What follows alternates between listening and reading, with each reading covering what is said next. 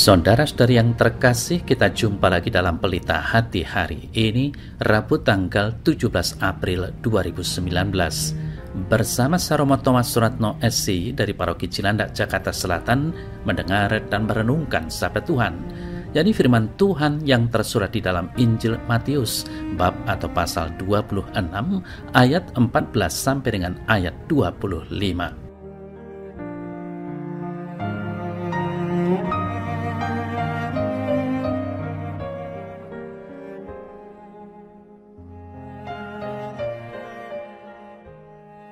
Sekali peristiwa, pergilah seorang dari ke-12 murid itu yang bernama Yudas Iskariot kepada imam-imam kepala.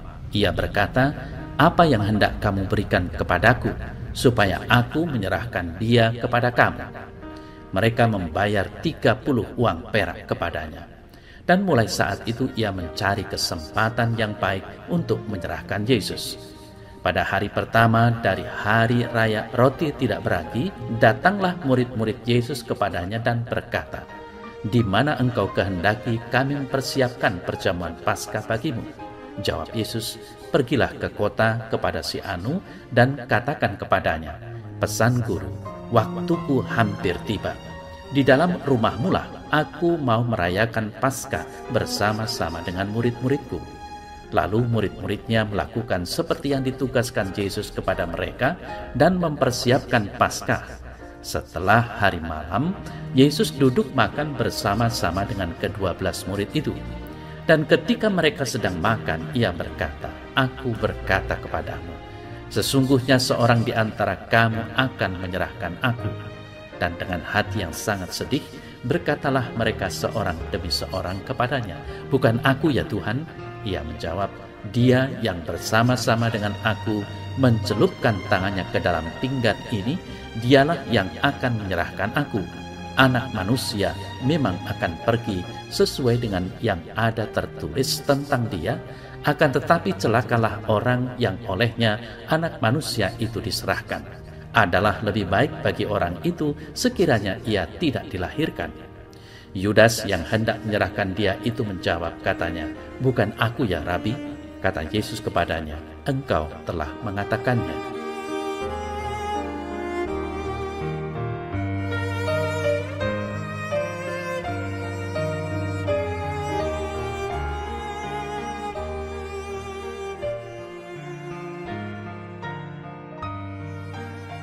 Saudara-saudara yang terkasih, apa yang dilakukan oleh Yudas Iskariot merupakan sesuatu yang tidak diinginkan. Dia tega menyerahkan Yesus hanya karena sejumlah uang. Dewasa ini masih ada Yudas-Yudas lain yang juga tidak segan-segan meninggalkan Yesus hanya untuk mendapatkan kedudukan di masyarakat, hanya untuk mencari popularitas, atau hanya karena cinta kepada seorang laki-laki atau wanita. Itulah kenyataan yang terjadi saat ini.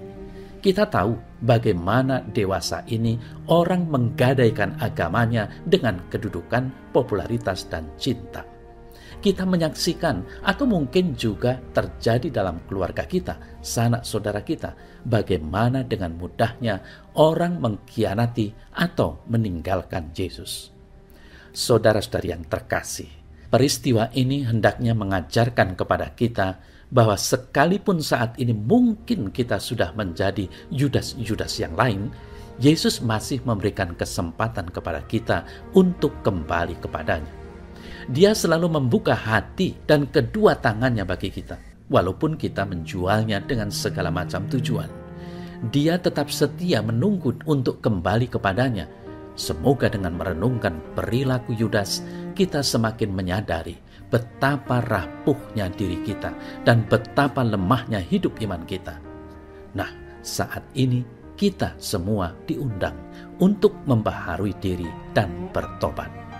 Saudara-saudari yang terkasih, dalam perikop tadi juga dikisahkan rupanya pengkhianatan Yudas tidak disangka sama sekali oleh para rasul lainnya. Mereka kebingungan dan sedih ketika Yesus mengatakan bahwa ada dari antara mereka yang akan menyerahkan dia ke tangan musuh-musuhnya. Kendati para rasul sedih, tetapi Yesus tetap tegar menghadapi saat-saat akhir hidupnya. Dia sungguh menunjukkan jati dirinya sebagai Mesias yang sesungguhnya. Penderitaan Yesus di kayu salib menjadi bukti cintanya kepada umatnya sampai sehabis-habisnya. Saudara-saudara yang terkasih, peristiwa sekitar akhir hidup Yesus ini menjadi renungan yang tak ada habis-habisnya bagi kita.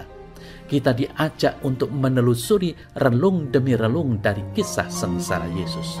Perasaan kita bisa campur aduk antara kesedihan akan dosa-dosa kita, kesediaan untuk bertobat, dan kekaguman akan ketegaran Yesus dalam menghadapi saat-saat yang amat memilukan, yaitu ketika Dia harus menerima dirinya diremukkan akibat dosa-dosa kita.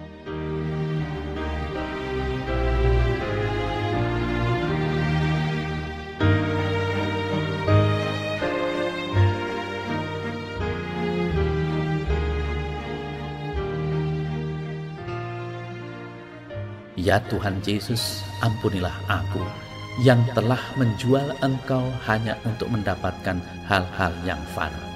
Agama atau imanku seringkali hanya menjadi kedok atau topeng untuk menutupi kelemahan dan kerapuhan diriku.